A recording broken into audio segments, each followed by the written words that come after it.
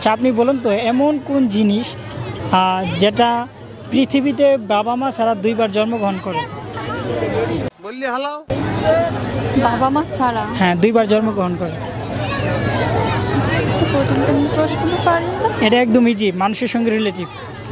এটা পারলে আপনি গিফট পেয়ে যাবেন। আরেকটি প্রশ্ন পারলে। বাবা মা ছাড়া পৃথিবীতে দুইবার জন্মগ্রহণ করে।